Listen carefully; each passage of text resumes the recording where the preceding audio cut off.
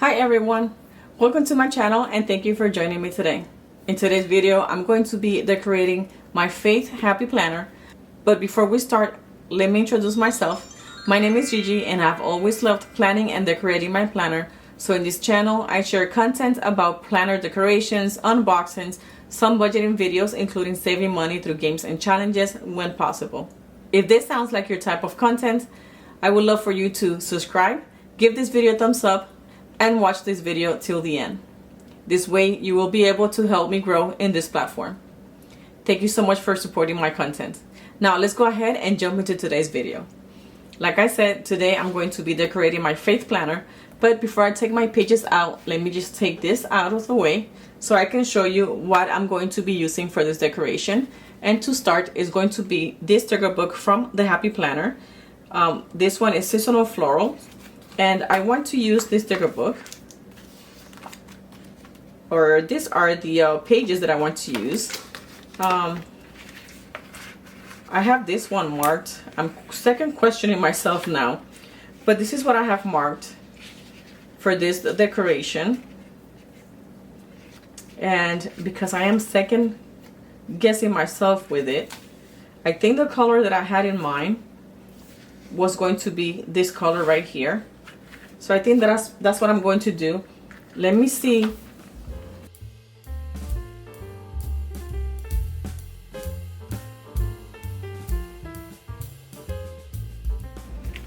Okay, so from the notes that I took, because I had to refresh and go back to my notes to see the actual plan, I'm going to be using these colors right here together with the gray color. And that's why I had pulled out this sticker book from Mojo Jojo Plans. This one is rainbow boxes. So that's the reason why I pulled this sticker book out. So I'm going to be using different colors of this sticker book that matches whatever stickers I use from this one. And I also pulled out this green grid washi tape that I want to implement in this decoration if I don't forget about it. So this is the idea. Hopefully the idea stays and it works. So I'm going to put my washi right here in a place that I can actually see it. And I'm going to put this to the side for now because I'm going to pull out my sheets. And because my planner is undated, which I don't like, I think for next year, I need to get my dated planner. The good thing about having the undated planner is you get extra sheets, so you can save the sheets for the future in case you mess up, you don't like something, you will have extra sheets. But I don't know, that's the only good thing I find about it. But in the meantime, while I do this decoration for you guys, I will continue doing the same thing that I did last week. If you haven't seen that video, I would like for you to just watch that video. I did have a little conversation with you guys about anxiety and being overwhelmed, and I shared a few scriptures that I was able to find that helps with those illnesses or those situations that you can run to in life. Because sometimes we can just get anxiety, but that doesn't really mean that we suffer from anxiety. So it could just be simple things and we just get overwhelmed. Once we solve the problem, then it goes away. So that was part of the conversation in last week's video. I'm going to see if I can link it up here for you guys. But for this week, my conversation with you guys, because my research was done on how to reduce anxiety. So I'm going to be doing a voiceover for you guys and talk about how to reduce anxiety using Bible scriptures and using things from the Bible that can actually help us learn something different. I did mention a few things in my previous video. If you want to see those things that I mentioned about myself, you can go ahead and watch that video. Like that, you will understand this one's a little bit more. But let's go ahead and start. I gotta start by adding the actual dates. So that's what I'm going to start with, and I'm going to do the decoration. Again, I'm going to do the voiceover. So when I edit the video, that's when I will do the voiceover for you guys. But at the end of the video, I will come back to you guys live and talk to you guys about my decoration. So, how to reduce anxiety. What is the Bible principle in Matthew 6:25? Today, we're going to be talking a lot about Matthew. So, Matthew 6:25 says, stop being anxious about your lives. What does that mean? Jesus spoke those words in his Sermon on the Mount. According to one Bible dictionary, the Greek verb to be anxious can refer to the natural reaction of man to poverty, hunger, and other troubles which befall him in his daily life. Now, anxiety often involves being worried about things that may take place in the future. It is normal and proper to be concerned about our material needs and the welfare of our loved ones. Philippians 2:20. But when Jesus said, "Never be anxious," he was advising his followers to avoid undue worry and excessive fear of tomorrow that can take the joy out of living today. Now, I would like to read to you Matthew 6:31 through 34 because we're going to be discussing that one. 31 says, "So never be anxious and say, 'What are we to eat?' Or 'What are we to drink?' Or 'What are we to wear?' For all this are the things the nations are eagerly pursuing. Your heavenly Father knows that you need all these things. Keep on, then, seeking first the kingdom and his righteousness, and all these other things will be added to you. So never be anxious about the next day, for the next day will have its own anxieties. Each day has enough of its own troubles." So when people worry a great deal, their sympathetic nervous system is in a constant state of activation. Now, Jesus gave a compelling reason for avoiding undue anxiety. It is pointless. If you really think about it, it is pointless. In Matthew 6:27, Jesus asked, "Who of you, by being anxious, can add 1 cubit to his lifespan?" And if you really think about it, if you really meditate on it, he's right. You cannot add a lifespan. You cannot change anything because whatever is going to happen is just going to happen. Focusing on our worries will not extend our life by even a fraction of a second, let alone improve it. Besides, things often do not turn out as we feared. One scholar put it this way: worry about the future is a wasted effort, and the future of reality is seldom as bad as the future of our fears. Now, the key question and the subject of this video: how can we avoid anxiety? We have 2 things that we can do or work on. First, trust in God. If God provides food for birds and clothes for flowers with beauty, will he not provide the necessities of life for humans who make his worship a priority in their life? Read again Matthew 6:25, 26, and 28 through 30. Second, take one day at a time. Jesus said, "Never be anxious about the next day, for the next day will have its own anxieties." Will you not agree that each day has enough of its own troubles? Matthew 6:34. By paying attention to Jesus' wise advice, we can spare ourselves physical harm. More than that, we will find an inner calm, what the Bible calls the peace of God. Philippians 4:6 and 7. So friends, this is why I always say at the end of my video, plan one day at a time. Because like that, you don't get anxious about what's going to happen tomorrow. And to get that inner peace that we always want, we need to look for the peace of God.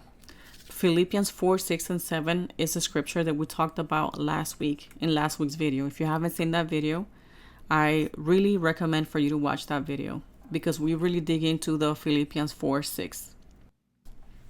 So the words that we find in Matthew 6:34, these words of Jesus are part of his famous Sermon on the Mount, found in Matthew chapters 5 through chapter 7.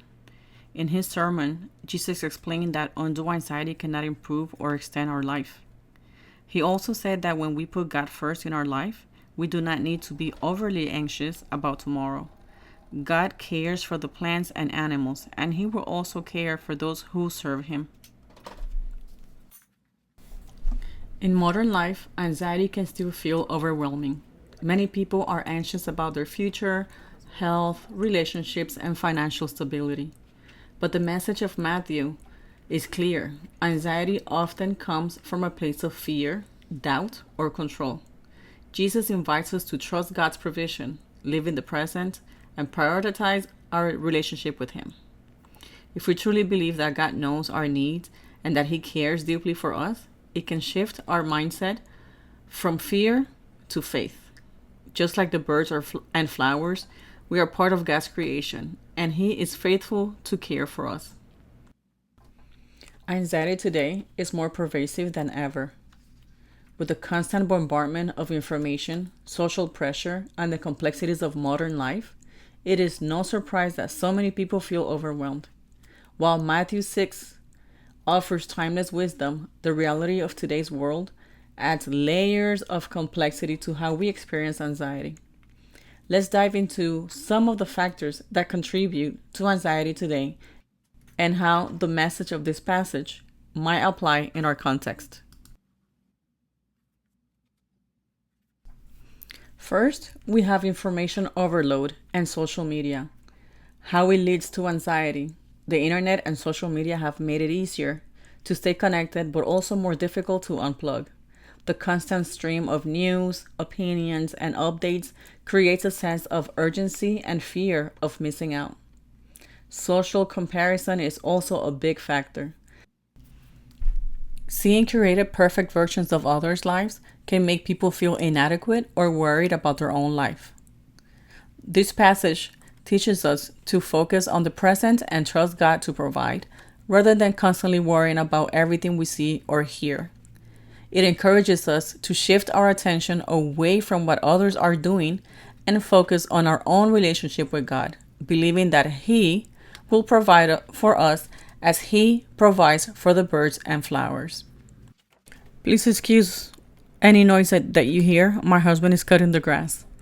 So the second point is the financial stress and economic uncertainty and how it leads to anxiety. The cost of living continues to rise, job security is uncertain, and many people worry about their financial future, whether it's saving for retirement, paying bills, or managing debt. Jesus doesn't ignore the reality of financial concerns. He emphasizes that anxiety about these things doesn't help. The key point is trusting God to provide for your needs, not allowing financial stress to take over your life. Third one and last one is health anxiety and uncertainty. How does that lead to anxiety? With the ongoing challenges of global health crisis, personal health issues, or just the fear of getting sick, health anxiety has become a major issue. The constant worry about illness, along with the unpredictability of health, can be overwhelming. Jesus encourages us to focus on trusting God's provision rather than worrying about things we cannot control. While it's important to take care of our health, anxiety about it isn't productive. The passage invites us to have faith in God's care, even when life feels uncertain. What is the practical application? 1. Mindfulness and prayer. Take time each day to center your thoughts on God's provisions and care. Reflect on the lilies, birds, and God's faithfulness in your life. Prayer is a powerful tool to let go of anxiety and hand over concerns to God. 2. Focus on the present. Rather than getting overwhelmed by the future, focus on today. Take one step at a time and trust God will equip you for each moment. 3. Community support. Anxiety is easier to handle when you don't face it alone. Don't hesitate to reach out for support, whether it's through friends, family, or a professional help. I hope this video has helped you in gathering some information for yourself. And if you are going through this, or if you know someone that is going through this, hopefully this information can help them out.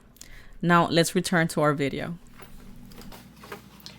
Okay, so I hope you guys liked the notes and the little conversation that I wanted to have with you guys on how to reduce anxiety.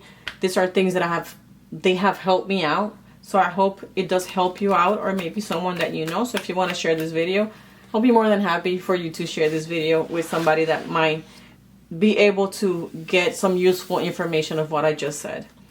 So let's go ahead and talk about the video and the decoration now. And this is the end of this decoration. I had to make some adjustments in the selections that I had because I forgot what I was thinking at the time that I made the selection. So I'm going to show you.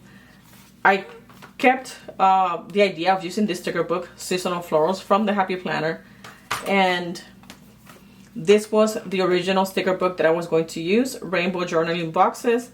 But I had to bring these jewel tones because this sticker book does not have any small boxes.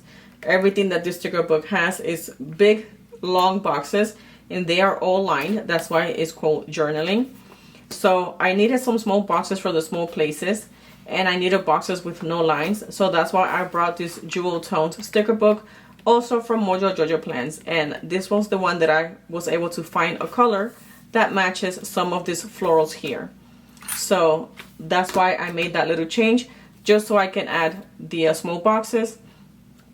I don't like the way that the numbers came out, but I've never used that Sharpie to do the numbers. I guess it takes a little bit more practice, but it's something different. I did not like at the beginning how the green and the pink looked, and that's why I also wanted to add this extra color here, so it gives it a little bit more color, more summer color for my faith planner, for my decoration for the week of July 21st. So I hope you guys liked and enjoyed this decoration. If you did, don't forget to give this video a thumbs up and subscribe to my channel if you haven't done so yet. And remember to keep organizing your life one day at a time. I'm looking forward to seeing you in my next video. Hasta pronto. Adios.